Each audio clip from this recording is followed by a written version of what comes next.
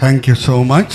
అయితే Chris brother ఎప్పుడు లెక్కనే వాక్యం చదివే విషయంలో నాకు తోడ్పడతారు. జూమ్ మీటింగ్లో ఎలాగ తోడ్పడతారో. 1 కొరింథీ 14వ అధ్యాయం 33వ వచనం. 1 కొరింథీ 14వ అధ్యాయము 33వ వచనము. దాని తర్వాత నేను స్లైడ్ షో కూడా మీకు చూపిస్తాను. 1 కొరింథీ 14వ అధ్యాయం 33వ వచనం. అపోస్తుడైన పౌలు కొరింథీయులకు రాసిన మొదటి పత్రిక 14వ అధ్యాయము 33వ వచనము. అలాగే పరిశుద్ధుల సంఘములన్నిటిలో దేవుడు సమాధానమునకే కర్త గాని అల్లరికి కర్త కాడు. మన దేవుడు సమాధానంకే కర్త గాని అల్లరికి కర్త కాదు. చిన్న ప్రార్థన చేసి మనం ముందుకు వెళ్దాం. తండ్రి, ఈ సమయం బట్టి ఎంతో వందనాలు. సిపిఎం పరిచర్య బట్టి ఎంతో వందనాలు. బిషప్స్ ఇద్దరికి కూడా, బిషప్ సింగం గారికి, బిషప్ భాస్కర్ గారికి మీరు ఇచ్చిన దర్శనం బట్టి, పిలుపు బట్టి ఎంతో వందనాలు. ఎంతో ప్రయాసపడి ఈ పరిచర్యని వాళ్ళు ప్రారంభం చేయటమే కాదు, ఎంతో కృషితో దాన్ని ముందుకు తీసుకొని వెళ్తున్నారు. రాబోయే దినంలో కూడా తండ్రి, 2 బిషప్స్ని మీరు అభిషేకించి మీ మహిమార్థమై వాడుకోండి.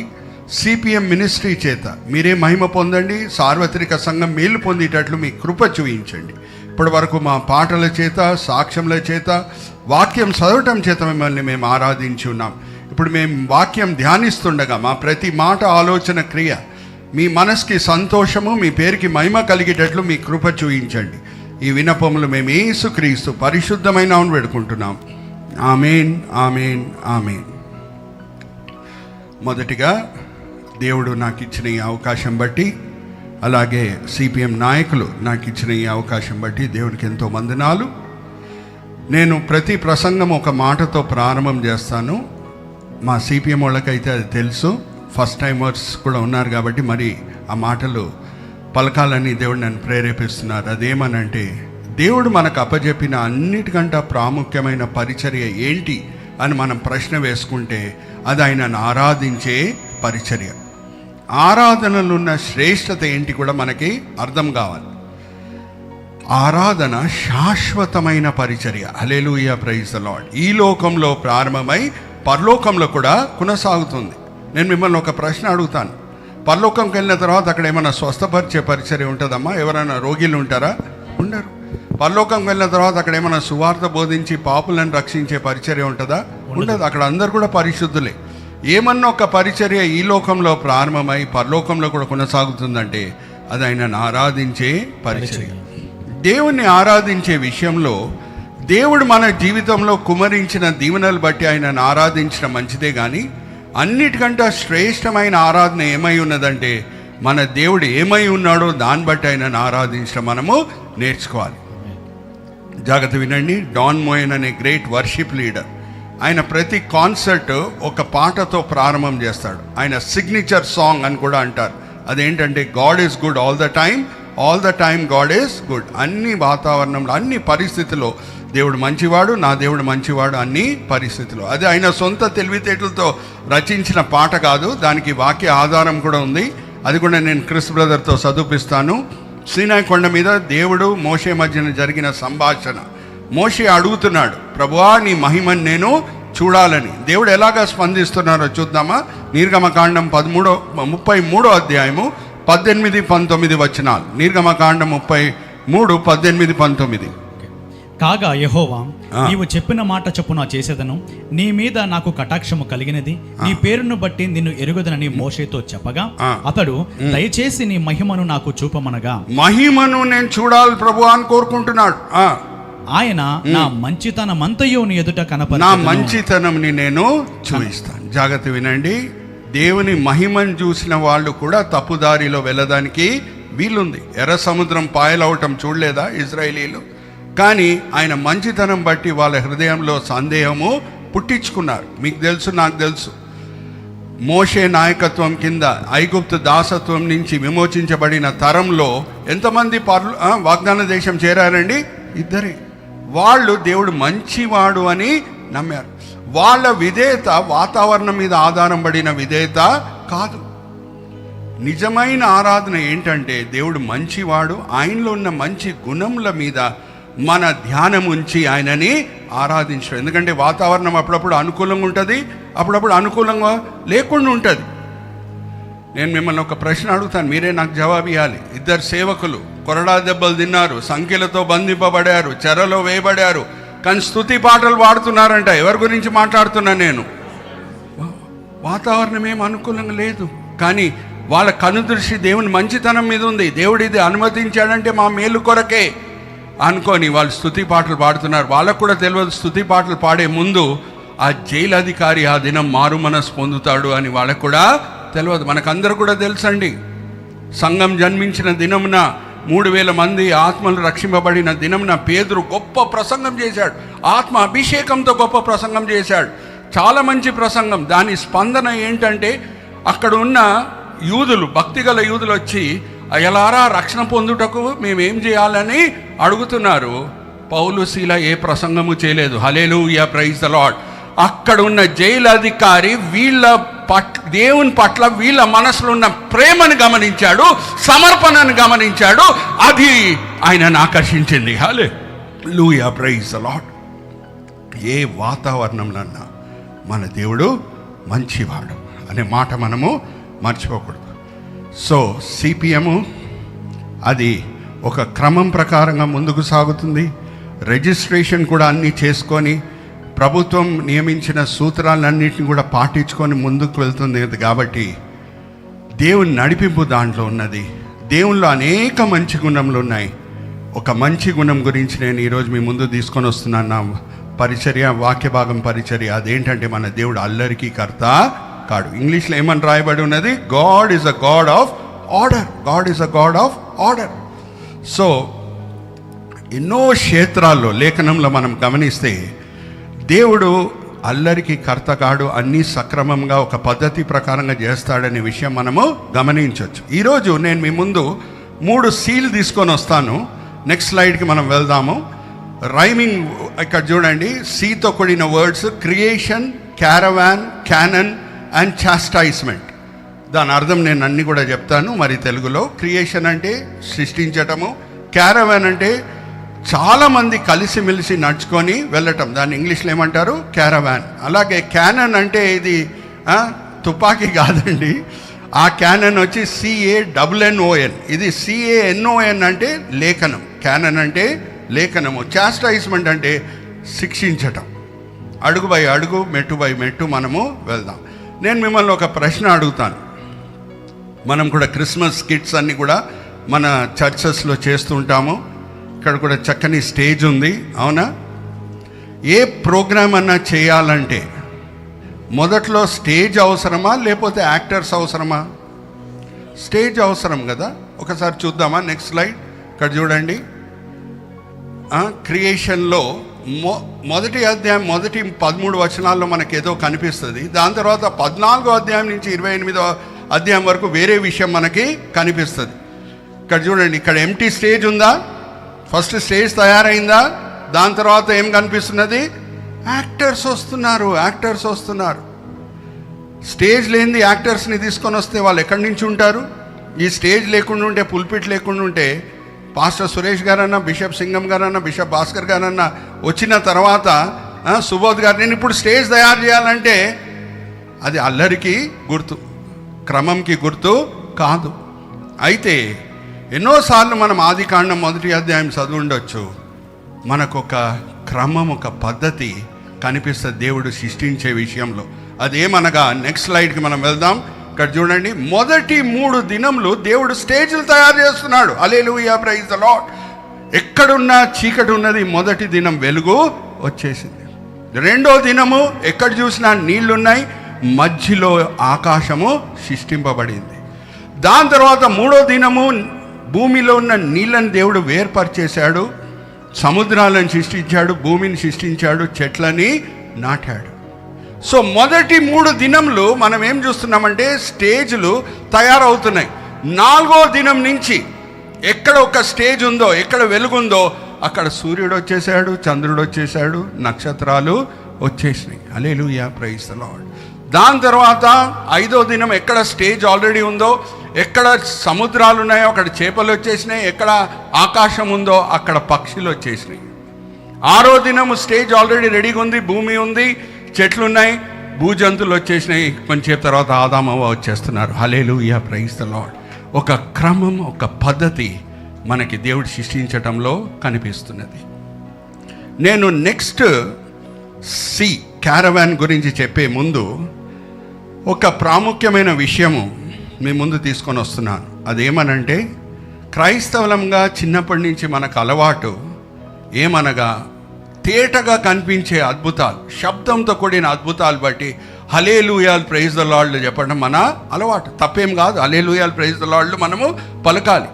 కానీ కొన్ని అద్భుతాలు నిశ్శబ్దంగా జరుగుతాయి. ఆ నిశ్శబ్దంగా జరిగే అద్భుతాలు బట్టి హల్లెలూయాలు ప్రైజ్ ద లార్డ్ మనం పలుకుతున్నామా? అది ప్రశ్న. 3 W's జ్ఞాపకం పెట్టుకోండి. నేను ఇంకా సి గురించి చెప్పలేదు. 3 W's నేను మీ ముందు తీసుకొని వస్తాను. మొదటిగా వాల్ అంటే గోడ. విశాలమైన ఎరికో గోడ కూలిపోతున్నది. Hallelujah praise the Lord. ఇది దేవుని కార్యము అని మనమందరం దేవుని స్తుతిస్తూ ఉంటాం. కానీ ఏ ఎరికో గోడ భాగం మీద రాహాబిల్ ఉండిందో అది కూలిపోవట్లేదు సుమి. Hallelujah praise the lord. అది ఎవరి కార్యం? దేవుని కార్యం. ఎందుకంటే అది కూలిపోతే ఆమె ఇంటి వాళ్ళందరూ కూడా చనిపోతారు. Are you all understanding? రెండోది ఒక యుద్ధం. దేవుడు వడగండలను వాడతాడంట యుద్ధం సమయంలో. ఆ వాక్య భాగం కూడా మనం చదువుకుందామా? యోబు గ్రంథం 38వ అధ్యాయము 21, 22 చదవండి క్రిస్ బ్రదర్.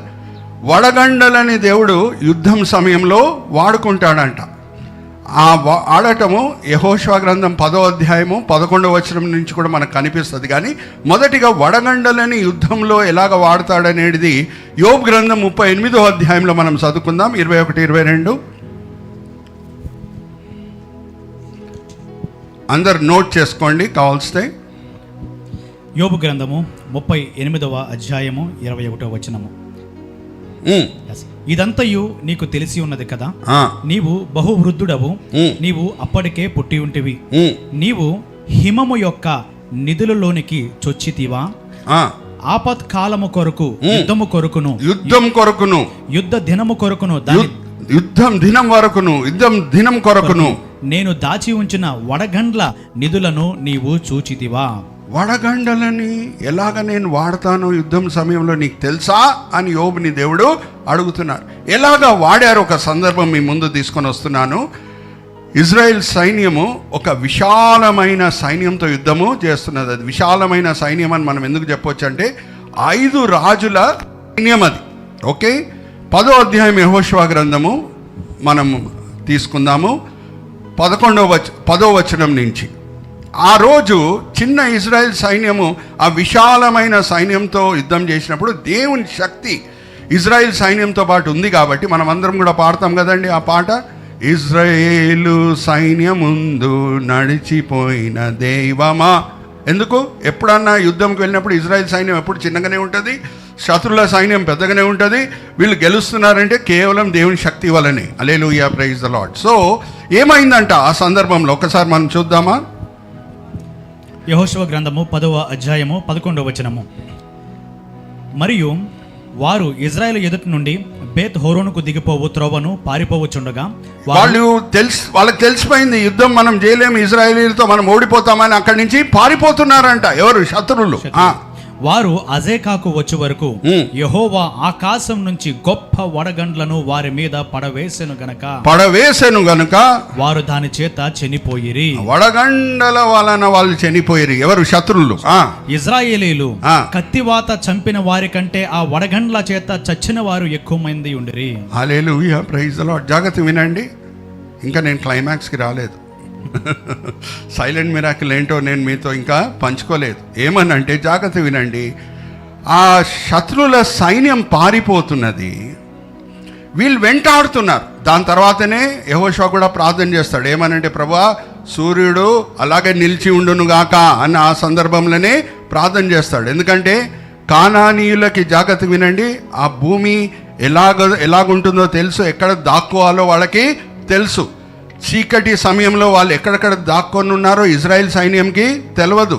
అందుకే యెహోషువ ఏమని ప్రార్థన చేస్తున్నాడు? ప్రభువా సూర్యుడిని నువ్వు అలాగే ఆపు. వీళ్ళు ఐగుప్తు దాసత్వం నుంచి కానానికి వచ్చారు, కానీ కానానీయులు అక్కడే ఉన్నారు. వాళ్ళు ఎక్కడ దాక్కోవాలి ఎక్కడ దాక్కోకూడదు వాళ్ళకి తెలుసు. సో వాళ్ళు దాక్కోదానికి వెళ్ళే ముందే దేవుడు ఏం వాడాడంట? వడగండలను వాడాడు. పారిపోయే వాళ్ళు శత్రులు ఇజ్రాయేలీలు కత్తివాడి ఎంతమందిని చంపారో వడగండల వలన ఇంకెక్కువ మంది చనిపోయారంట. జాగ్రత్త వినండి, ఇప్పుడు ముఖ్యమైన పాయింట్. పారిపోతున్నారండి శత్రులు, వెనకాల పరిగెత్తి వస్తుంది ఇజ్రాయెల్ సైన్యం. వడగండలు పారిపోయే శత్రువుల మీదే పడుతున్నది కానీ వెనకాల పరిగెత్తి వచ్చే ఇజ్రాయెల్ సైన్యం మీద పడట్లేదు. Welcome to the guided missile technology of old testament. Hallelujah, praise the lord. అరే పృథ్వీ మిసైల్, అగ్ని మిసైల్ ఇంకా రాలేదు. మీకందరు కూడా గైడెడ్ మిసైల్స్ గురించి తెలుసు. భారతదేశంలో కంప్యూటర్ ముందు కూర్చొని ఒక బటన్ నొక్కితే అగ్ని మిసైల్, పృథ్వీ మిసైల్ ఎత్తుక్కొని పోయి పాకిస్తాన్ మీద మనం పడకూడదని ప్రార్థన చేయాలి, ఎప్పుడు యుద్ధం రాకూడదని ప్రార్థన చేయాలి. కానీ యుద్ధం వస్తే మాత్రము ఎక్కడ వెళ్ళి మిసైల్ పడాలని మనం కోరుకుంటే ల్యాప్టాప్లో కోఆర్డినేట్స్ ఫీడ్ చేసి ఒక బటన్ నొక్కితే వెళ్ళి పడుతుంది అక్కడ. హల్లెలూయా, ప్రైజ్ ద లార్డ్. ఇంకా గైడెడ్ మిసైల్స్ రాలేదు, పృథ్వీ మిసైల్, అగ్ని మిసైల్ రాలేదు.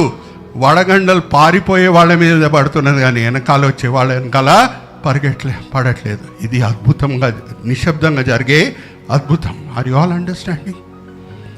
శబ్దంతో కూడిన అద్భుతాలు బట్టి హల్లెలూయా, ప్రైజ్ ది లార్డ్ చెప్పటము మనకు అలవాటే. నిశ్శబ్దంగా జరిగే అద్భుతం బట్టి మనం హల్లెలూయా, ప్రైజ్ ది లార్డ్ చెప్తున్నామా? అమ్మా, ఒక సంఘంలో ఇంకొక డబ్ల్యూ ఏంటంటే వర్షిప్. ఒక సంఘంలో ఎన్నో అద్భుతాలు జరుగుతాయి. సంఘం ప్రార్థన చేసినప్పుడు క్యాన్సర్ వ్యాధితో బాధపడే వాళ్ళు స్వస్థత పొందుతారు. దయ్యంల చేత పీడింపబడే వాళ్ళు సంఘం ప్రార్థన చేస్తే వాళ్ళకి విడుదల కలుగుతుంది. ఇది తేటగా అందరి ముందు కనిపించే అద్భుతం. కానీ ఇంకొకటి మనం ఎప్పుడు మర్చిపోకూడదు. ఒక సంఘంలో, ఒక స్థానిక సంఘంలో అనేక బ్యాక్గ్రౌండ్స్ నుంచి వచ్చిన వాళ్ళు, ఎక్కడెక్కడో పుట్టిన వాళ్ళు, ఎక్కడెక్కడో పెరిగిన వాళ్ళు, ఎక్కడెక్కడో చదువుకున్న వాళ్ళు, ఎక్కడెక్కడో వ్యాపారాలు చేసేవాళ్ళు, ఎక్కడెక్కడో ఉద్యోగాలు చేసేవాళ్ళు కలిసి మెలిసి యేసు రక్తం చేత ఒక కుటుంబంగా జతపరచబడి దేవుణ్ణి ఆరాధిస్తున్నారు. చూడండి, అది నిశ్శబ్దంగా జరిగే అన్నిటికంటే గొప్ప అద్భుతం. హల్లెలూయా, ప్రైజ్ ది లార్డ్.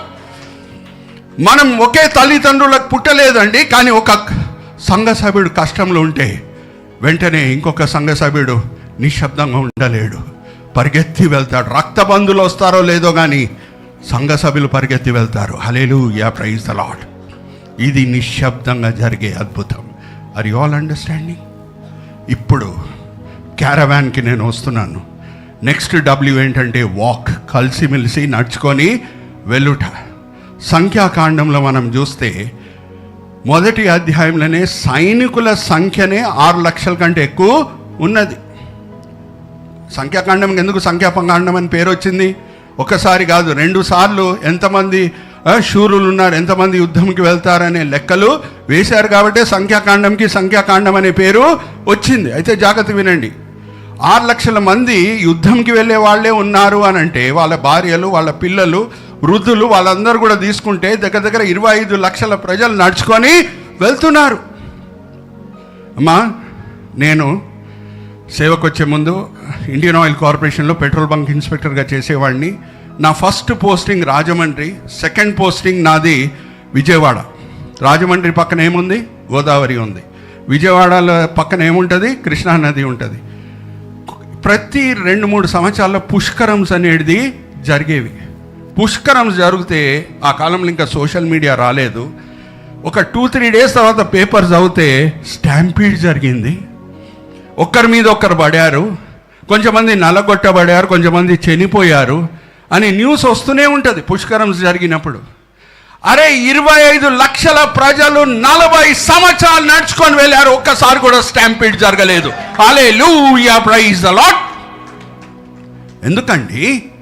దేవుడు ఒక క్రమం, ఒక పద్ధతి ప్రకారంగా అల్లరికి ఆయన కర్త కాడు కదా, ఎలాగ నడిపించుకొని తీసుకొని వెళ్ళాడో ఈ స్లైడ్ నేను మీకు చూపిస్తున్నాను. ఆల్రెడీ క్రిస్ బ్రదర్ ఒక వాక్య భాగం కూడా చదివినిపించారు. వాళ్ళు గుడారాలు ఎలాగ వేసుకోవాలో ఈ స్లైడ్ ఇది. ఇక్కడ చూడండి, నేను హైలైటర్ కూడా వాడుతున్నాను. మధ్యలో వాళ్ళ ప్రత్యక్ష గుడారము ఉంటుంది. చుట్టూ ఎవరు ఉంటారంటే లెవికి ఎంతమంది కుమారులు? 3, మెరారి, గెర్షోము, కోహాత్. మెరారీల గుడారాలు ఈ ప్రత్యక్ష గుడారము ఉత్తరం వైపు ఉంటుంది ఆనుకొని, అలాగే పటమర వైపు గెర్షోం అనే లేవీలు అక్కడ ఉండేవారు, దక్షిణం వైపు కోహాతీలు ఉండేవారు. అలాగే ఈస్టర్న్ సైడ్ తూర్పు ఇక్కడ గేట్ దగ్గర మోషే, ఆరోను, మిరియం గుడారము ఉండేది. ప్రత్యక్ష గుడారం లోపల వెళ్ళాలి అని అంటే తూర్పు ద్వారమే ద్వారం, వేరే ఏ ద్వారము లేదు. మనం నేర్చుకునే పాఠం ఏంటి? దేవుని దగ్గర వచ్చినప్పుడు ఆయన షరతులు బట్టి మనం రావాలి, కానీ మన షరతులు బట్టి వెళ్ళడానికి వీల్లేదు. పాఠం లోపల పాఠం. ఇంకొకటి ఏంటి? ప్రపంచంలో అందరూ కూడా సూర్య నమస్కారం చేస్తూ ఉండొచ్చేమో, కానీ ఒక యూదుడు దేవుని ఆరాధించేటప్పుడు ఆయన వీపు సూర్యుని వైపు ఉంటుంది. హల్లెలూయా, ప్రైజ్ ది లార్డ్. అందుకే తూర్పు ద్వారం ద్వారా ఇజ్రాయేలీలు ప్రత్యక్ష గుడారం లోపల వెళ్ళాలి. అయితే చక్కగా ఎన్నో టెస్టిమనీస్ కూడా మీరు విన్నారు కదా. క్రిస్టియన్ పీస్ మేకర్స్ అని అంటే సమాధానం పరిచే వాళ్ళం మేము. సమాధానపరిచే వాళ్ళు ఇద్దరి మధ్యన గొడవ జరిగితే ఎక్కడుంటారమ్మా? మధ్యలో ఉంటారు. హల్లెలూయా, ప్రైజ్ ది లార్డ్. యాజకులు ఎక్కడుంటారు? పరిశుద్ధమైన దేవుడు ఒకవైపు ఉంటే, అపరిశుద్ధమైన ప్రజలు ఇంకోవైపు ఉంటే మధ్యలో ఉంటారు. హల్లెలూయా, ప్రైజ్ ది లార్డ్. ఇక్కడ చూడండి, ప్రత్యక్ష గుడారంకి ఆనుకొని యాజకులే ఉన్నారు, కానీ వేరే గోత్రం వాళ్ళు లేరు. హల్లెలూయా, ప్రైజ్ ది లార్డ్. ప్రత్యక్ష గుడారము అలాగే వేరే గోత్రాల మధ్యన ఎవరి గుడారాలు కనిపిస్తున్నాయి? యాజకుల గుడారాలు కనిపిస్తున్నాయి. హల్లెలూయా, ప్రైజ్ ది లార్డ్. అయితే ఇక్కడ చూడండి, తూర్పు వైపు యూదా గోత్రము, ఇషాకర్ గోత్రము, జెబులాన్ గోత్రము వాళ్ళు గుడారాలు వేయాలి. యూదా గోత్రంకి దేవుడిచ్చిన జెండా సింబల్ ఏంటంటే సింహం. ఏం సింబల్ అండి? సింహం. దాని తర్వాత మనము దక్షిణం వైపు వస్తే రూబేను, గాదు, సిమియోను వాళ్ళ గుడారాలు వాళ్ళు వేసుకోవాలి. రూబేనే నాయకులు అన్నమాట. రూబేన్ గోత్రమే ఈ మూడు గోత్రాలకి నాయకత్వం చూపిస్తుంది. రూబేన్ గోత్రంకి దేవుడు ఇచ్చిన సింబల్ ఏంటంటే ఫ్లాగ్ సింబల్ మానవుడు, మనిషి. ఓకే. దాని తర్వాత మనం చూస్తే ఇక్కడ పటమర వైపు మూడు గోత్రాలు ఉండేవి, వాళ్ళు గుడారాలు ఇలాగ వేసుకోవాలి. బెంజమిన్, ఇఫ్రాయిం, మనాషే. దీనికి మూడు గోత్రాలకి నాయకత్వం చూపించే గోత్రము ఇఫ్రాయిము. దాని జెండా మీద ఏం సింబల్ ఉండేది? ఎద్దు సింబల్ ఉండేది, ఆక్స్. ఇంకా మనం చూస్తే ఇక్కడ ఉత్తరం వైపు మూడు గోత్రాలు, దాను, ఆషేరు, నఫ్తాలి. దీన్ని మూడు గోత్రాలకి నాయకత్వం చూపించే గోత్రము దాను. దాని సింబల్ ఏంటంటే పక్షిరాజు, ఈగిల్. అరివాలంటే ఇక్కడ నేను అన్ని వాక్య భాగములు రాశానండి. 2వ అధ్యాయం సంఖ్యాకాండం 1వ అధ్యాయం నుంచి 34వ అధ్యాయం మనం చదివితే ఏ ప్రకారంగా వాళ్ళు గుడారాలు వేసుకోవాలో అన్ని వివరాలు ఉన్నాయి. ప్రతి క్రైస్తవుడు, సేవకుడై ఉండండి ఆర్ మామూలు క్రైస్తవుడై ఉండండి, ఆయన బైబిల్ చదివే ముందు ఒక వాక్య భాగం చదివి ప్రారంభం చేస్తే అప్పటి వరకు కనిపించని సత్యాలు దేవుడు మన కళ్ళు విప్పి చూపిస్తాడు. ఆ ప్రార్థన ఏంటంటే కీర్తనకారుడు ప్రార్థన, ఆశ్చర్యమైన సంగతులు నేను చూచినట్లు నా కన్నులను తెరువు. 119వ కీర్తన 18వ వచనం మీరు చదవండి. ఇంకా ఆ రోజు మీరు బైబిల్ చదివినప్పుడు, ప్రభా ఇప్పటి వరకు నేను ఇది చూడలేదు ప్రభా, ఈ కోణం నుంచి నేను బైబిల్ని చూడలేదు ప్రభా అని ఆశ్చర్యపడి మీరు ఏం చేస్తారంటే స్తుతులు చెల్లిస్తారు దేవునికి. Are you all understand? Hallelujah. Bible చదివిన తర్వాత ఏమవుతుంది? నా దేవుడు ఎంత గొప్ప దేవుడు అని గ్రహించి నా హృదయంలో ఆయన పట్ల రుణము, ప్రేమ నూతనపరచబడాలి. Are you all understanding? So ఈ క్రమంలో ఆయన వాళ్ళని గుడారాలు వేసుకోమని దేవుడు చెప్పాడు. అయితే ఈ గుడారాలు ఒక మౌంటైన్ మీద నుంచి చూస్తే, హెలికాప్టర్ వ్యూ అంటారు కదా, panoramic view or mountain top view, ఎలాగ కనిపించేదో ఇప్పుడు కూడా కంప్యూటర్లో అన్ని వర్కింగ్స్ చేస్తే ఎలా కనిపించేదో కూడా మనకి తెలుస్తుంది.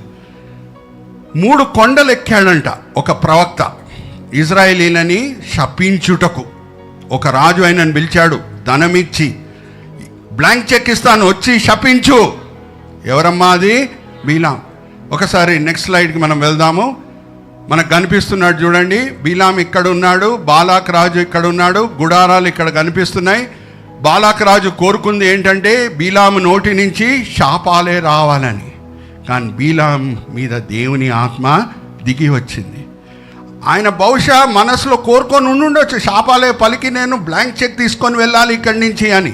కానీ నోటి నుంచి ఏమొచ్చినాయమ్మా? ఆశీర్వాదాలే. ఎందుకు? ఇక్కడ చూడండి, నెక్స్ట్ స్లైడ్కి మనం వెళ్దాం. ఇక్కడ చూడండి, ఇక్కడ ఇజ్రాయెల్ టెంట్స్ మనకు కనిపిస్తున్నాయి, గుడారాలు కనిపిస్తున్నాయి. 3 కొండలు ఇప్పుడు కూడా ఉన్నాయండి. బైబిల్ ఏదో ఎవరో రాసిన కథ కాదు. ఇప్పుడు కూడా మనం ఇజ్రాయెల్ దేశంకి వెళ్తే, యోర్దాన్ దేశంకి వెళ్తే ఈ 3 కొండలు మనకు కనిపిస్తాయి. పియోర్ కొండ, పిస్గా కొండ, బామత్బోల్ కొండ. ఫస్ట్ పియోర్ కొండ మీద ఎక్కినప్పుడు ఓన్లీ దీవెనలే వచ్చినప్పుడు బైలాం నోటి నుంచి బాలాక్ కోరుకుంటున్నాడు, అరే ఇంకొక కొండ ఎక్కువ, కనీసం అక్కడి నుంచన్నా శపించు. మరి ఇంకొక కొండ ఎక్కుతున్నారు, అక్కడ కూడా ఏమొస్తున్నాయి? దీవెనలే వస్తున్నాయి. మరి 3వ కొండ, అక్కడ వెళ్ళినా సరే ఏమొస్తున్నాయి? దీవెనలే వస్తున్నాయి. పాఠం లోపల పాఠం. ఒక జ్ఞాపకం నేర్పెట్టుకోండి. ఒక వాక్య భాగం నేను చదివిస్తున్నాను. 52వ అధ్యాయం ఇషయా గ్రంథం 12వ వచనం. ఇషయా గ్రంథం 52వ అధ్యాయం 12వ వచనం. బైబిల్స్లో అండర్లైన్ చేసుకోండి. మన దేవుళ్ళు ఉన్న అనేక గొప్ప గుణంలో ఇది ఒక గొప్ప గుణము. 52వ అధ్యాయం 12వ వచనం ఇషయా గ్రంథం. యెషయా గ్రంథము 52వ అధ్యాయము 12వ వచనం. మీరు త్వరపడి బయలుదేరరు, పారిపోవు రీతిగా వెళ్ళరు. యెహోవా మీ ముందర నడుచును. యెహోవా మీ ముందర నడుచును. ఇజ్రాయేలు దేవుడు మీ సైన్యపు వెనకటి భాగమును కావలి కాయును. వెనకటి భాగముని కావలి కాయును. జాగ్రత్త వినండి. మన ముందు నుంచి వచ్చే ఆపదలని మనం చూడగలుగుతాము, జాగ్రత్తలు పాటించగలుగుతాం. వెనకాల నుంచి వచ్చే ఆపదలు మనకు కనిపిస్తాయా? కనిపించవు. ఎవరు కాపుదలగా ఉంటారంట? మన దేవుడు. హల్లెలూయా, ప్రైజ్ ది లార్డ్. ఈ 3 కొండల మీద ఏం డ్రామా జరుగుతుందో ఈ గుడారాల్లో ఉన్న ఇజ్రాయేలీలకు ఏమన్నా తెలుసా? తెలియదు. Are you understanding? ఈ గుడారాల్లో ఉన్న ఇజ్రాయేలీలకు ఎవరికైనా తెలుసా 3 కొండల మీద ఏం డ్రామా జరుగుతుందో? బాలాక్ రాజు ఎలాగ బతుకునాడుతున్నాడో బైలాంని శపించుటకు ఏం తెలియదు. వెనకాల నుంచి వచ్చే ఆపదల నుంచి కూడా దేవుడు మనల్ని కాపాడుతాడు. అయితే ఎలా కనిపించినాయంట ఈ గుడారాలు?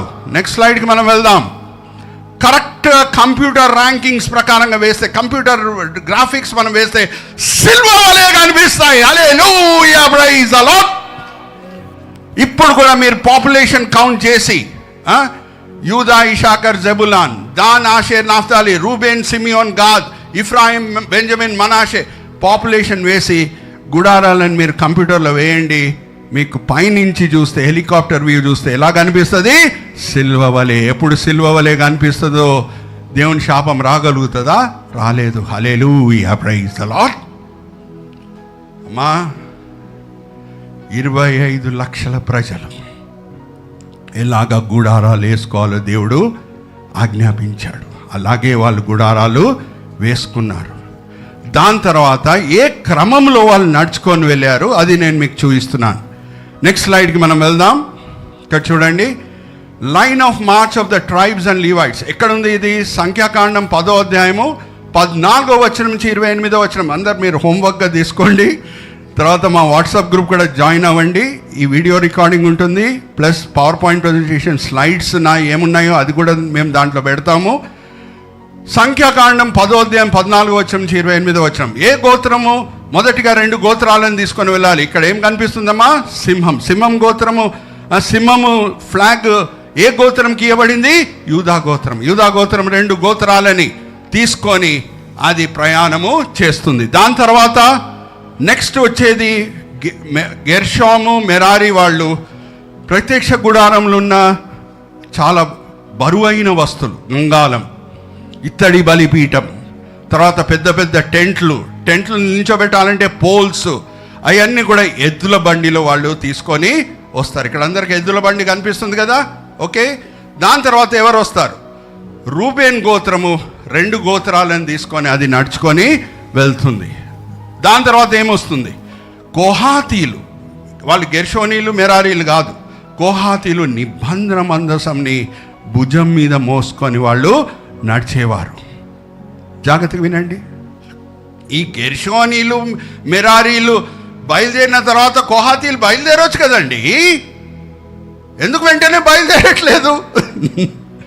అక్కడ ఇక్కడ కూడా ఒక క్రమం, ఒక పద్ధతి మనకి కనిపిస్తుంది. ఏమనంటే దేవుడు ఎలా కనిపించేవాడు ఇశ్రాయేలీలకి? దినంలో మేఘస్తంభము, రాత్రి వేళ అగ్నిస్తంభం. దినంలో వాళ్ళు ప్రయాణమై వెళ్తున్నారంటే ఎక్కడ మేఘస్తంభం ఆగుతుందో అక్కడే వాళ్ళు ప్రత్యక్ష గుడారంని వేయాలి, అక్కడే గుడారాలు దాని చుట్టూ వేసుకోవాలి. జాగ్రత్త వినండి, వీళ్ళు బయలుదేరి వెళ్తున్నారు. ఎందుకు వెంటనే కోహాతీలు వీళ్ళ వెనకాల రావట్లేదు అని అంటే, మేఘస్తంభం ఎక్కడ ఆగుతున్నదో కోహాతీలు నిబంధన మందసం మోసుకొని వచ్చే ముందే వీళ్ళిద్దరు ఈ రెండు గోత్రాలు ఏం చేస్తాయి? ప్రత్యక్ష గుడారంని సిద్ధపరిచేస్తాయి. హల్లెలూయా, ప్రైజ్ ద లార్డ్. వెంటనే బయలుదేరితే ఏమవుతుంది? వాళ్ళు వెళ్ళి అక్కడ అలాగే వెయిట్ చేస్తూ ఉండాలి. నిబంధన మందసం పెట్టుకొని దాన్ని ఎక్కడ పెట్టగలుగుతారు? ఓన్లీ ప్రత్యక్ష అతి పరిశుద్ధ స్థలంలో పెట్టగలుగుతారు. అమ్మా, నిబంధన మందసం మోయటం అంటే టెన్షన్తో కూడిన పని. కోహాతీల మనసులో ఏమేం భయాలు వస్తుంటాయో, అమ్మో ఈ ఆలోచన నాకు రాకూడదు, ఈ చెడ్డ ఆలోచన కూడా నాకు రాకూడదు. ఎంత టెన్షన్ ఉంటుంది ఇంకా ఎక్కువ చెప్పు మోసుకొని ఉండాలంటే.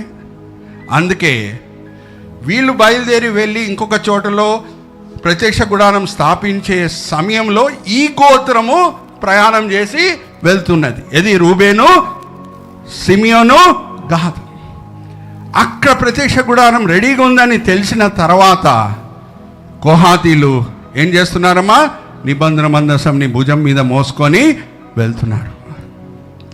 అందుకే జాగ్రత్తగా వినండి, మోషే సంఖ్యాకాండం 7వ అధ్యాయము 6వ వచనం నుంచి 9వ వచనం మనం చదివితే, ఆయన ఎద్దుల బండిలు ఎవరికి ఇస్తున్నాడు అని అంటే మెరారీలకి, గెర్షోనీలకి ఇస్తాడు, కానీ కోహాతీలకి ఎద్దుల బండిలు ఇయ్యడు. ఒకసారి చదువుదామా? సంఖ్యాకాండం 7వ అధ్యాయం 6వ వచనం నుంచి 9వ వచనం.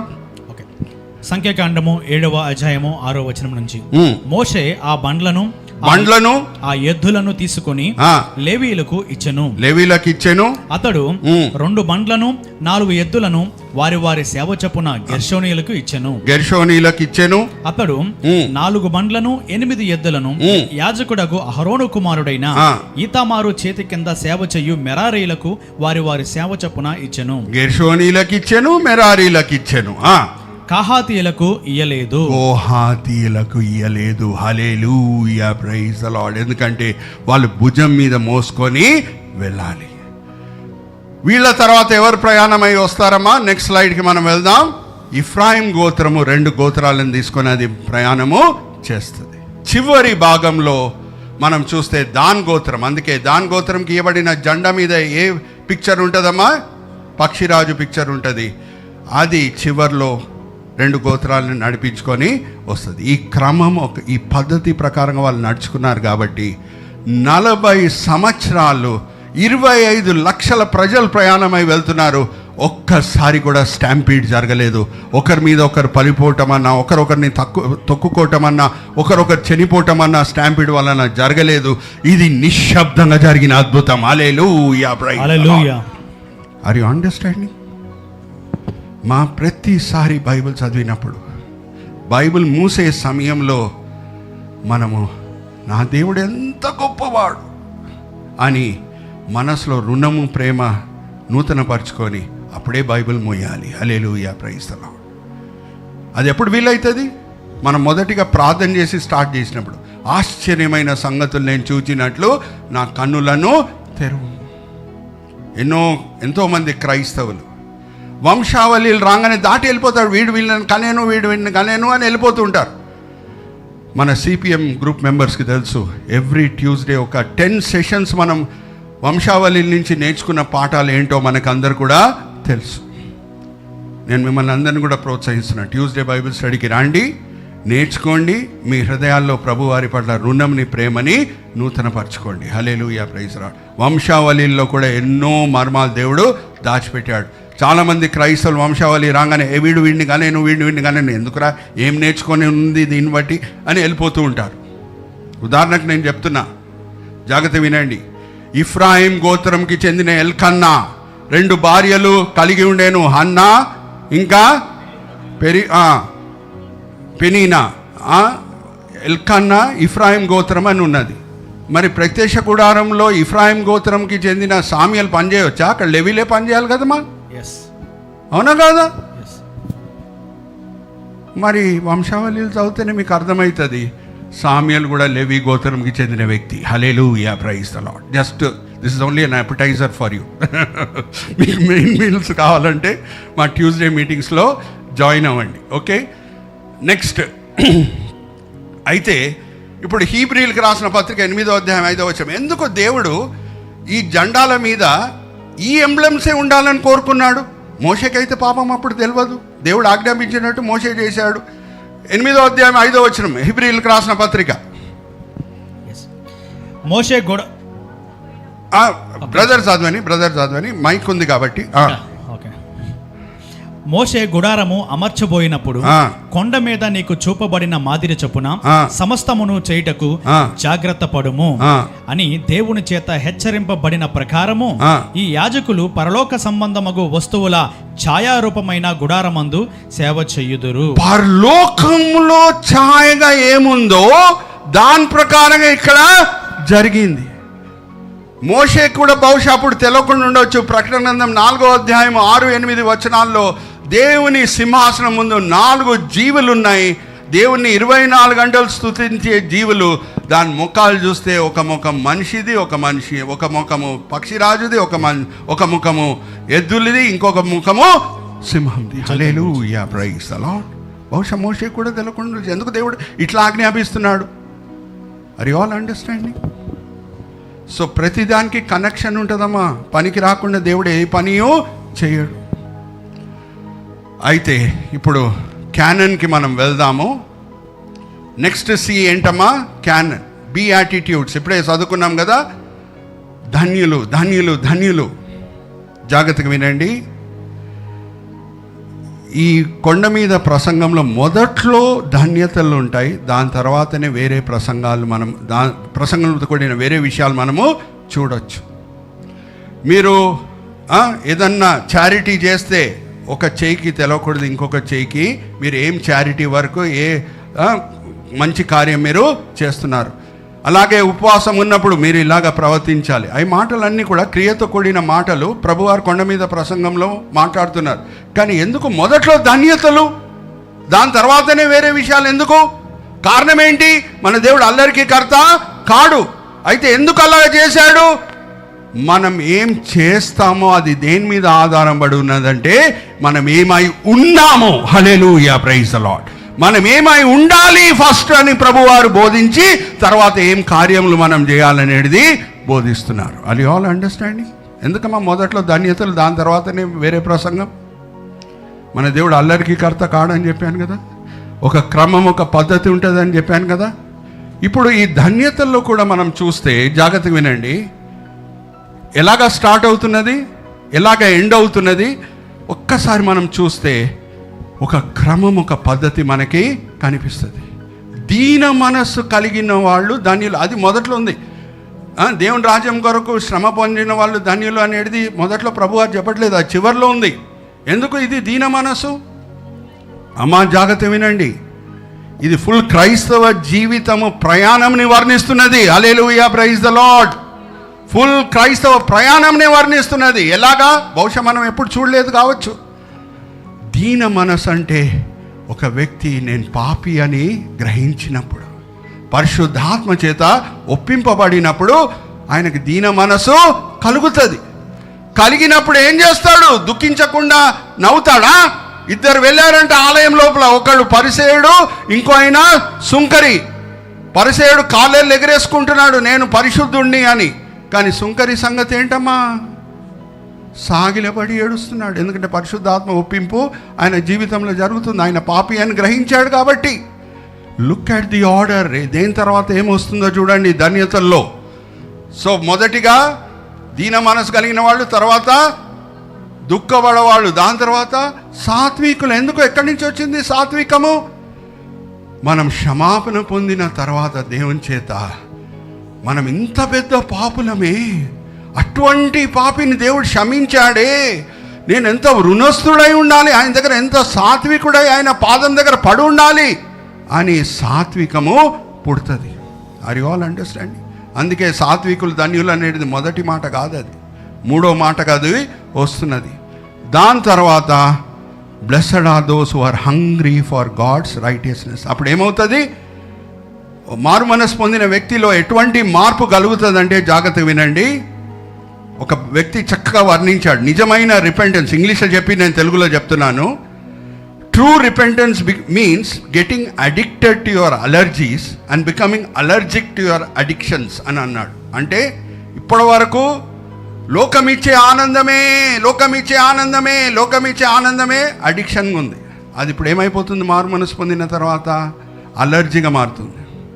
పరిశుద్ధమైన జీవితం నాకొద్దు, పరిశుద్ధమైన జీవితం నాకొద్దు, పరిశుద్ధమైన నా జీవితం నాకొద్దు. అది అలర్జీగా ఉండింది, అది ఇప్పుడు అడిక్షన్గా మారుతుంది. ఎంతోమంది సాక్ష్యములు వింటూనే ఉంటాం. మా పాస్టర్ గారు చెప్పేవారండి, బైబిల్ స్టడీకి రాండి, యూత్ మీటింగ్కి రాండి. నేను ఎప్పుడు వెళ్ళేవాడిని కాదు, కానీ మారు మనసు పొందంగానే నేనే వెళ్ళి పాస్టర్ గారిని అడిగేవాడిని, ఎప్పుడు ఉంటుంది యూత్ మీటింగ్ అని. Blessed are those who are hungry. అప్పుడు వచ్చేస్తుంది, ఆకలి వచ్చేస్తుంది, ఆత్మిక ఆహారం కొరకు ఆకలి వచ్చేస్తుంది. దాని తర్వాత బ్లెస్సడ్ ఆర్ మర్సిఫుల్. ఇప్పుడు పరిశుద్ధాత్మ ఆనందం, పరిశుద్ధాత్మ సమాధానం మన హృదయంలో పొర్లుతుండగా మనము వేరేళ్ళకి వెళ్ళి ఎందుకు సువార్త బోధిస్తామంటే వాళ్ళని క్రైస్తవులుగా మార్చి మన క్రైస్తవుల జనసంఖ్యను పెంచుకోవడానికి కాదండి. హల్లెలూయా, ప్రైజ్ ద లార్డ్. మనం ఏ మేలు, ఆత్మిక మేలు పొందుతున్నామో, ఏ పరలోకంని మనం రుచి చూస్తున్నామో, ఆ పరలోకంని వాళ్ళు కూడా రుచి చూడాలని. హల్లెలూయా, ప్రైజ్ ద లార్డ్. మనం పరలోకం రుచి చూస్తున్నామని లేఖనం ఎక్కడుంది? దేవుని రాజ్యం అంటే ఏంటి? నీతియు సమాధానము పరిశుద్ధాత్మ అందలి ఆనందమై ఉన్నది. అది సమీపంగా ఉంది. మారు మనసు పొందగానే ఆ సమీపంగా ఉన్న దేవుని రాజ్యం మన హృదయం లోపల ప్రవేశిస్తుంది. ఇప్పుడు నేను ఒక వాక్య భాగం చదివిస్తున్నాను క్రిస్ బ్రదర్తో. నేను మిమ్మల్ని ఒక ప్రశ్న అడగబోతున్నాను. ఎఫీసీయులకు రాసిన పత్రిక 2వ అధ్యాయం 6-7 వచనాలు. ఎఫీసీయులకు రాసిన పత్రిక 2వ అధ్యాయం 6-7 వచనాలు. బైబిల్స్లో అండర్లైన్ చేసుకోండి. ఎఫెసీయులకు రాసిన పత్రిక 2వ అధ్యాయము 6వ వచనం. క్రీస్తు యేసునందు ఆయన మనకు చేసిన ఉపకారము ద్వారా అత్యధికమైన తన కృపా మహదైశ్వర్యమును రాబో యుగములో కనపరచు నిమిత్తము క్రీస్తు యేసునందు మనలను ఆయనతో కూడా లేపి పరలోకమందు ఆయనతో కూడా కూర్చొని పెట్టెను. రాబోయే దినములు చనిపోయిన తర్వాత, ఆ రెండో రాకడ తర్వాత నన్ను సింహాసనంలో పరలోకంలో కూర్చోబెడతాడనుందా? ఆల్రెడీ కూర్చోబెట్టేశాడనుందా? కూర్చోబెట్టేశాడు అని అంటే దాని అర్థం ఏంటి? మారు మనసు పొందగానే పరిశుద్ధాత్మ దేవుడు ఒట్టి చేతులతో మన హృదయం లోపల రాడు. పరలోక ఆనందం, పరలోక సమాధానం తీసుకొని వస్తాడు. ఒక క్రైస్తవుడు భౌతికంగా ఇక్కడ జీవిస్తూ పరలోకంని రుచి చూస్తాడు. హల్లెలూయా, ప్రైజ్ ద లార్డ్. ఆమేన్. అందుకే దేవుని రాజ్యము ఎంత విలువైనది అని అంటే, ఒక వ్యక్తి దాన్ని రుచి చూసిన తర్వాత ఏమన్నా త్యాగం చేయడానికి సిద్ధపడతాడు, కానీ దాన్ని విడిచిపెట్టాడు. Hallelujah, praise the Lord. Are you all understanding? విలువైన ముత్యం లాంటిది. ఒక వ్యాపారస్తుడంట దాన్ని కనుక్కున్న తర్వాత ఆయన దగ్గర ఉన్నది ఆస్తి అన్నీ అమ్మివేసేసి ఆ ముత్యంని పట్టుకున్నాడు. Are you all understanding? So next, pure in heart, పరిశుద్ధ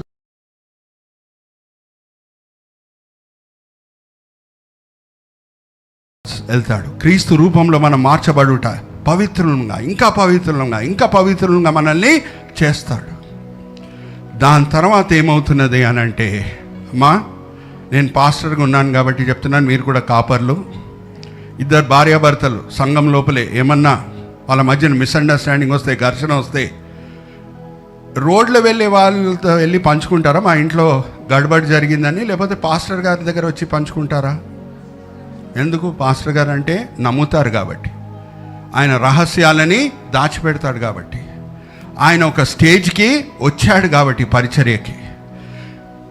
సమాధానపరచువాళ్ళు 24 గంటల్లో సమాధానపరచువాళ్ళుగా ఎంచబడరు. Hallelujah, praise the Lord. ఎంతో ఆత్మిక ఎదుగుదల తర్వాత వస్తుంది ఆ post. Hallelujah, praise the Lord. ఏ ఆర్గనైజేషన్లన్నా, ఓఎన్జీసీలో పనిచేశారు రమణారావు గారు, నేను ఇండియన్ ఆయిల్ కార్పొరేషన్లో పనిచేశాను. రమణారావు గారిని అడుగుతున్నా, ఒక వ్యక్తి ఎంప్లాయీ ఆఫీసర్గా జాయిన్ అవుతే 24 గంటల్లో డైరెక్టర్గా చేస్తారండి ఓఎన్జీసీలో? ఏ కంపెనీలో చేయరు.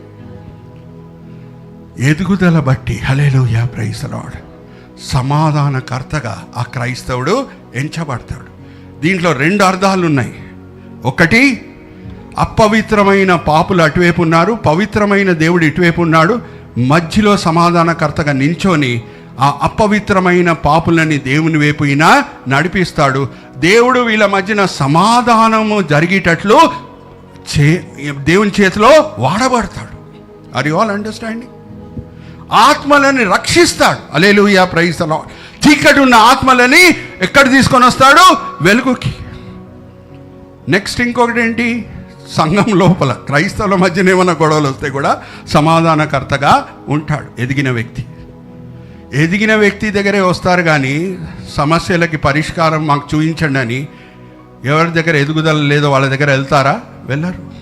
Are you understanding? అందుకే సమాధానపరచువారు ధన్యులు అనేది మొదట్లో లేదండి. ఎంతో ఎదుగుదల కలిగిన తర్వాతనే వస్తుంది అది. హల్లెలూయా, ప్రైజ్ ది లార్డ్. అయితే మనం ఆత్మని రక్షిస్తుంటే ఎవరికో బాధ కలుగుతుందంట. మన పాత ఫ్రెండ్ ఉన్నాడు కదా, అందుకే చివర్లో దేవుని రాజ్యం కొరకు హింసలకి గురి అయిన వాళ్ళు ధన్యులు. నువ్వు సమాధానకర్తగా నిజంగా పనిచేస్తే శ్రమలు వస్తాయి. ఎందుకు? ఎవరి రాజ్యం నువ్వు ఊపుతున్నావు? సాతాను రాజ్యం నువ్వు ఊపుతున్నావు. ఒక సంఘటన నేను మీ ముందు తీసుకొని వస్తున్నాను. దావీదు వెళ్తున్నాడు గోలియాతో యుద్ధం చేయడానికి. చిన్నవాడు, గోలియాత్ అజానుభావుడు. అప్పటికే సౌలుకి దావీదు మీద ఈర్ష్య అనేది ఇంకా పుట్టలేదు. అంటాడు సౌలు, అరే నువ్వు చిన్నవాడివి, అజానుభావంతో నువ్వు ఎలాగ యుద్ధం చేస్తావు అన్నప్పుడు నెక్స్ట్ స్లైడ్కి మనం వెళ్దాము. దావీదు ఏమంటాడంటే, ఒక్కసారి తీయండి 1 సామ్యుయేలు గ్రంథం 17వ అధ్యాయం 34-35. ఇక్కడ సింహాలు అలాగే ఎలుగుబండిలు కనిపిస్తున్నాయి. ఓకే, చదవండి. 1 సామ్యుయేలు గ్రంథం 17వ అధ్యాయం 34-35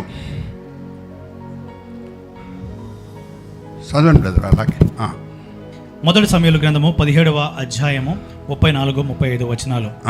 అందుకు దావీదు సౌలుతో ఇట్లనెను, మీ దాసుడునైన నేను నా తండ్రి యొక్క గొర్రెలను కాయుచుండే సమయంలో, నా గొర్రెలను కాయుచుండే సమయంలో సింహమును ఎలుగుబంటియు వచ్చి మందలో నుండి ఒక గొర్రె పిల్లను ఎత్తుకొని పోవుచుండగా నేను దానిని తరిమి చంపి దాని నోట నుంచి ఆ గొర్రెను విడిపించి తిని అది నా మీదకి రాగా చాలు రాగా దాని నోటిని చీల్చేశాడు. అదంతా కూడా తర్వాత జరిగే సంఘటన. ఆ సింహం అన్నా, ఆ ఎలుగుబండి అన్నా గొర్రెల కాపరి మీద ఎందుకు వస్తున్నది? ఎందుకు దుంకుతున్నది? గొర్రెల కాపరిగా చేతులు కట్టుకొని కూర్చొని నా గొర్రెని తీసుకపో అంటే వస్తుందా? రాదు. దావీదు ఏమన్నా ఆపదలకు గురి అవుతాడా? అవడు. ఆ గొర్రెని సింహం నోటి నుంచి లాగినప్పుడు, ఆ సింహం ఈయన మీద దుంకినప్పుడు, హల్లెలూయా, ప్రైజ్ ది లార్డ్, నువ్వు మంచి సమాధానకర్తగా ఉన్నప్పుడు శ్రమలు ఎత్తుక్కొని వస్తాయి. ఎందుకు? ఎవరి రాజ్యం నువ్వు ఊపుతున్నావు? నువ్వు సాతాను రాజ్యం. అయితే మీరు కంగారు పడకండి అని అంటున్నాడు ప్రభువారు. ఎందుకంటే పాత నిబంధనలో a genuine servant of God, a genuine prophet of God was never famous in his time. Hallelujah, praise the Lord. ఎవరైనా ఫేమస్ అవుతున్నారంటే ఒక క్వశ్చన్ మార్క్. ఎందుకంటే పాత నిబంధనలో ఎర్మియా ఫేమస్ కాలేదు, ఇషియా ఫేమస్ కాలేదు, ఆమోస్ ఫేమస్ కాలేదు, మీకా ఫేమస్ కాలేదు, హోసియా ఫేమస్ కాలేదు. ఏమని అంటున్నారు? మీరు నిరాశపడకండి. పాత నిబంధనలో కూడా ప్రవక్తలను ఇలాగే హింసించారు ప్రజలు.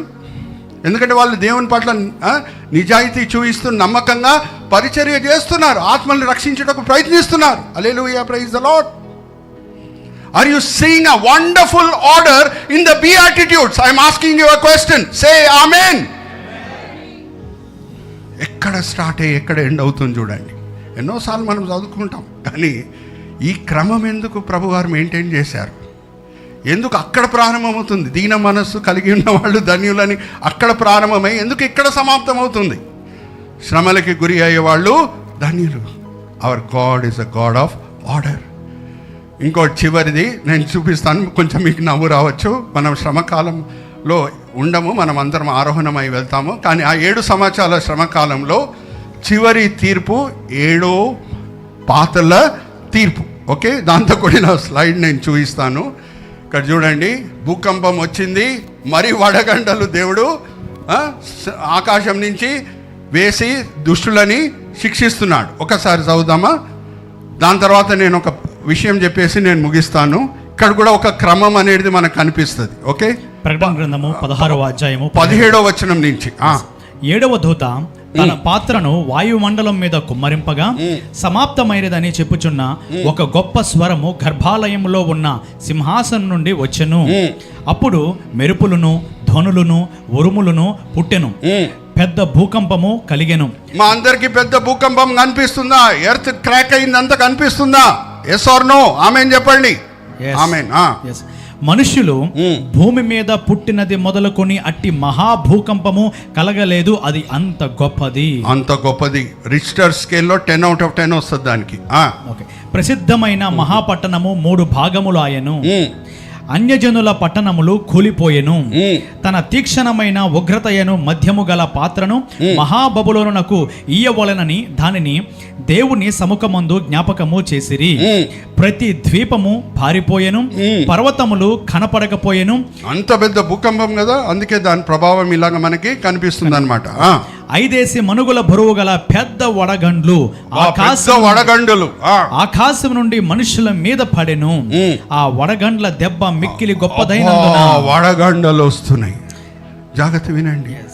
ఎందుకు మొదట్లో భూకంపము, తర్వాత వడగండలు? మొదట్లోనే వడగండలు రావచ్చు కదా. రీజన్ ఏంటి? దుష్టులందరూ కాంక్రీట్ రూఫ్స్ కింద కూర్చొని ఉన్నారు, ఇంట్లో కూర్చొని ఉన్నాడు. భూమిని ఊపితేనే బయటికి పరిగెత్తి వస్తారు, వాళ్ళ కొరకు వడగండలు వెయిట్ చేస్తున్నాయి. హల్లెలూయా, ప్రైజ్ ది లార్డ్. అక్కడ కూడా మనకు ఒక క్రమము కనిపిస్తుంది. భూకంపం తర్వాతనే వడగండలు, వడగండల తర్వాత భూకంపం కాదు.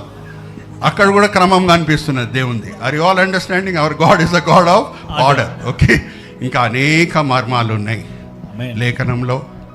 మేమందరం ఒక కుటుంబంగా, సిపిఎం కుటుంబంగా, బిషప్ సిద్ధర్ నాయకత్వం కింద, బిషప్ సింగం భాస్కర్ గారి కింద మేమందరం కూడా ప్రతి వారము ఆత్మిక మేళ్ళు పొందుతూనే ఉంటాము. ఇప్పటి వరకు రాని వాళ్ళు రండి, మేళ్ళు పొందండి. ఓకే, సహోదరి ఏం చెప్పారు? పద్మదయాకర్ గారు చక్కని సాక్ష్యం. ఏదో ఆర్థిక బెనిఫిట్స్ కొరకు కాదు నేను సిపిఎంలో ఉన్నాను, ఆత్మిక బెనిఫిట్స్ కొరకే అని అన్నారు. హల్లెలూయా, ప్రైజ్ ది లార్డ్. బలపరచబడే సేవకులు ఈ ట్యూస్డే జూమ్ మీటింగ్ వలన వాళ్ళు వెళ్ళి వాళ్ళ సంఘ సభ్యులని బలపరచాలి. అలాగా సిపిఎం దేవుని చేతిలో వాడబడుతుంది. మీ సంఘ సభ్యులని మీరు సిపిఎం పరిచర్య చేత బలపరచబడి వెళ్ళి వాళ్ళని బలపరిస్తే దేవుడు మమ్మల్ని దీవిస్తాడు. Hallelujah, praise the Lord. మేము కూడా స్వార్థప్రియులమే, ఆత్మిక స్వార్థప్రియులం. Hallelujah, praise the Lord. Are you all understanding? So ఇక్కడ నేను ముగిస్తున్నాను. చిన్న ప్రార్థన చేసి మరి ఫ్లోర్ మన ఎంసీ గారు ఎమ్మెల్ కరుణాకరణ్ గారికి అప్పచెప్తాను. తండ్రి, ఈ సమయం బట్టి ఎంతో వందనాలు, ఈ కూడిక బట్టి ఎంతో వందనాలు. బిషప్స్ ఇద్దరికి కూడా, సింగం గారికి, భాస్కర్ గారికి మీరు ఇచ్చిన దర్శనం బట్టి ఎంతో వందనాలు. ఈ జూమ్ మీటింగ్సే కాకుండా సంవత్సరంలో ఒకసారి ఫిజికల్ మీటింగ్ ఏర్పాటు చేయుటకు కూడా తండ్రి మీరు వాళ్ళని ప్రతి సంవత్సరం ప్రేరేపిస్తూనే ఉంటారు. ఆ సమయంలో తండ్రి సిపిఎం మెంబర్స్లో ఎవరో ఒకరు ముందుకొచ్చి ఫిజికల్ మీటింగ్ హోస్ట్ చేస్తూనే ఉంటారు. ఈ దినం ముందుకొచ్చిన రెవరెండ్ సుబోధ్ గారిని, ఆయన సంఘంని మీ చేతిలో అప్పచెప్తున్నాం. దీవించండి, ఆశీర్వదించండి. అలాగే తండ్రి ఇక్కడ చేరిన వాళ్ళందరూ కూడా వాళ్ళ వాళ్ళ పనుల్లో వాళ్ళు ఉండుండొచ్చు, కానీ ఎంతో ఆసక్తితో అవును మేము ఆత్మిక మేలు పొందాలి, వాక్యపరంగా ఆత్మికంగా మేము బలపరచబడాలి, సిపిఎం పరిచర్య గురించి మేము ఇంకా ఎక్కువగా తెలుసుకోవాలని మంచి కోరికలతో వచ్చి ఉన్నారు. అందరినీ కూడా మీరు తృప్తిపరుస్తున్నారు, దీవిస్తున్నారు, ఆశీర్వదిస్తున్నారని మేము నమ్ముచున్నాం. నిష్ప్రయోజకమైన మీ దీనదాసుడిని నించోబెట్టి ఈ సమయంలో మీ మహిమార్థమై వాడుకున్నారు తండ్రి. దాన్ని బట్టి నేను మిమ్మల్ని స్తుతిస్తున్నాను. ఈ దినం, ఈ వేళ, ఈ పూట ఏమేం పాఠాలు మీరు మాకు నేర్పించి ఉన్నారు. మేము కూడా అల్లరికి కర్తలము కాకూడదు. మేము నిజమైన దేవుని పిల్లలమై ఉంటే దేవుని పోలికలు మాలో కూడా ఉండాలి. మా జీవితంలో, మా పరిచర్యలో ఒక క్రమం, ఒక పద్ధతి అనేది ఉండాలి. అలాగే ఎవరెవరు ఇంకా రిజిస్ట్రేషన్ చేసుకోలేదో ప్రభుత్వం నియమాలని పాటిస్తూ వాళ్ళ పరిచర్యలను కూడా రిజిస్ట్రేషన్ చేసుకోవాలి. తండ్రి, ఏమేం పాఠాలు మీరు మాకు నేర్పించున్నారో మేము వినే వాళ్ళంగానే కాకుండా అమలు పరిచే వాళ్ళంగా మమ్మల్ని అందరినీ సరిదిద్దండి. ఈ విన్నపములు మేము యేసుక్రీస్తు పరిశుద్ధమైన నామములో వేడుకుంటున్నాం. ఆమేన్, ఆమేన్, ఆమేన్.